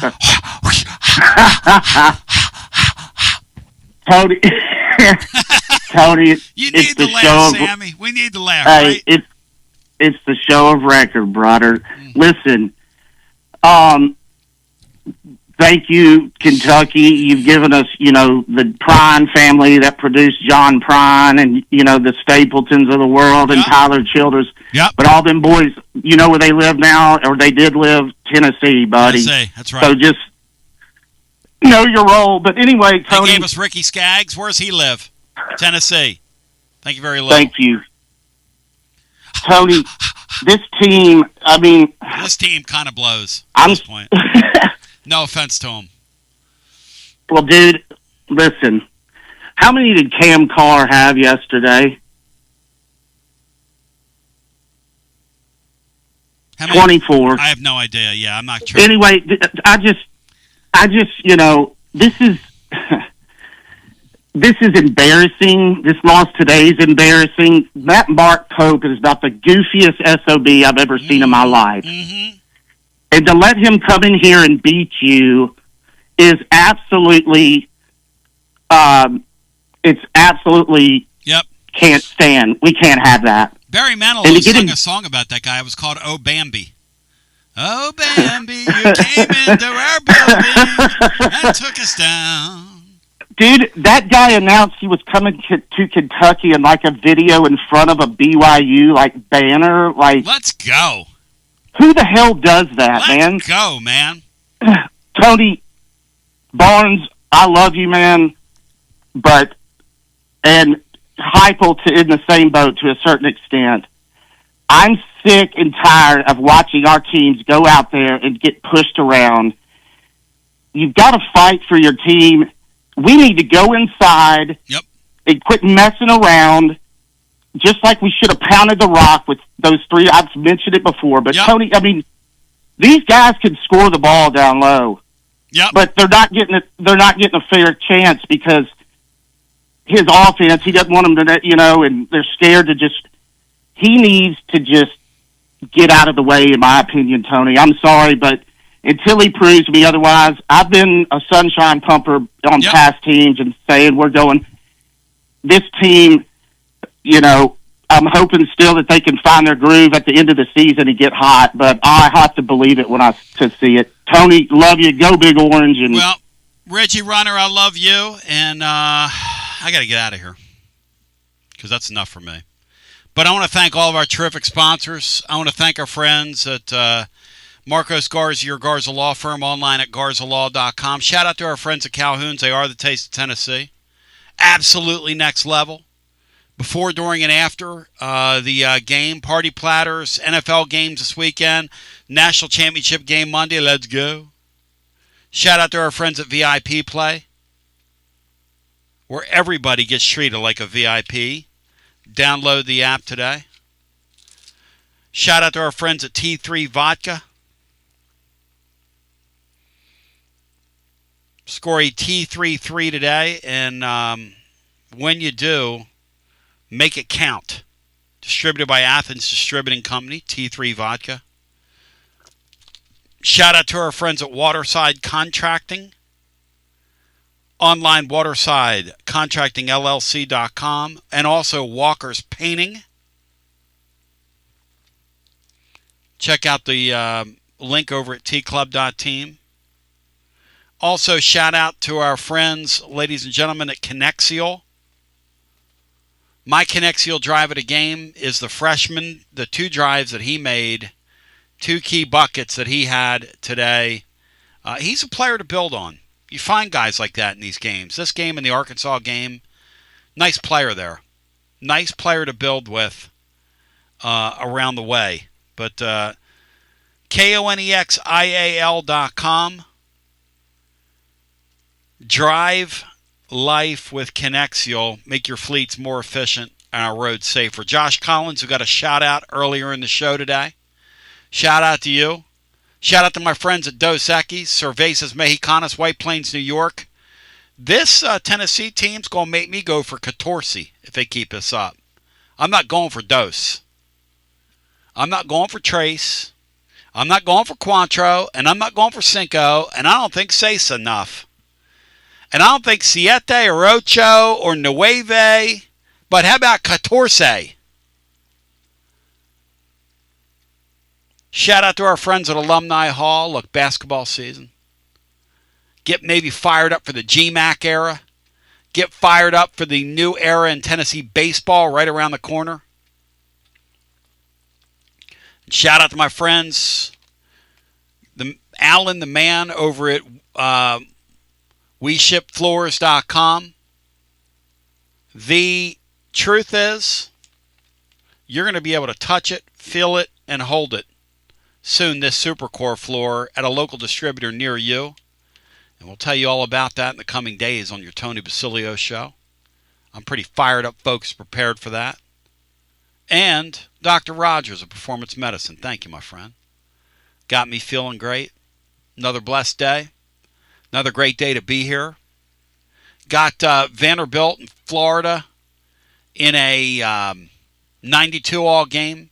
So here's the deal. I was going to stay on and hang out and chit-chat, but when I only have 163 likes on YouTube, and I got to be a man of my word. So I want to thank all of our great sponsors. I love you. I appreciate you. I hope you have a great day. And I don't know how much more of this fun I can take, because today was... Kentucky comes into our building 6 of the last 7 years and beats the Volunteers. That is, and in a period where literally, their program nationally is so far off the map you couldn't find them with a GPS. But hey, you got to give them credit. They have been moribund and they've sucked, but they're beating our ass in our building. Love you, appreciate you, love you, mean it. Peace. No, we got to wait till this ends. Yeah, I mean, we don't have a title. We don't have a title up, do we? Oh, this is me at the beginning. You're going to hear a little preamble to the pre-roll here. And if you'll notice, but the title's going to be Vols Falling a Heartbreaker.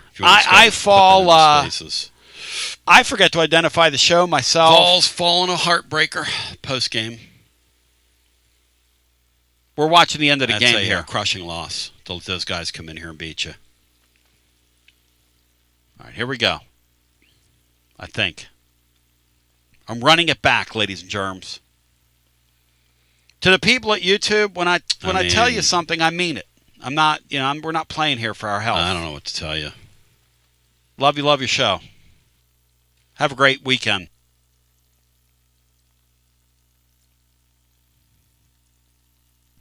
Crazy.